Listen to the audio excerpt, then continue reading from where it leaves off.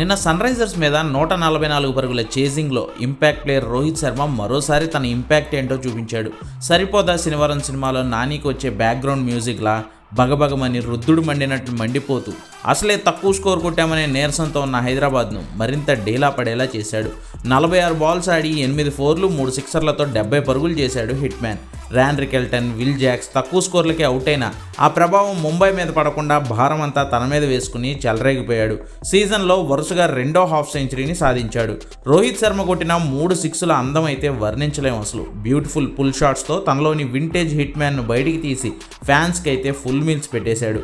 Last మ్యాచ్లో CSK మీద 76 పరుగులు చేసిన రోహిత్ శర్మ హైదరాబాద్ మీద 70 పరుగులు చేసి తన ఫామ్లో ఉంటే ఏ రేంజ్లో ఉంటుందో ప్రూవ్ చేశాడు. హిట్ మ్యాన్ దాటికి నిన్న ముంబై సన్రైజర్స్ మీద 7 వికెట్ల తేడాతో ఘన విజయం సాధించడంతో పాటు 15.4 ఓవర్లలోనే మ్యాచ్ ముగించి భారీగా నెట్ రన్ రేట్ను సంపాదించుకుని 10 పాయింట్లతో పాయింట్స్ టేబుల్లో 3వ స్థానానికి దూసుకొచ్చింది. తను కెప్టెన్ అయినా కాకపోయినా సరైన టైంలో తను పీక్ అయి 38 ఏళ్ల ఏజ్లో వింటేజ్ షోతో రఫాడించడంతో పాటు తన ముంబైని దర్జాగా ప్లే ఆఫ్ రేస్లో పెట్టాడు ముంబై చా రాజా రోహిత్ శర్మ.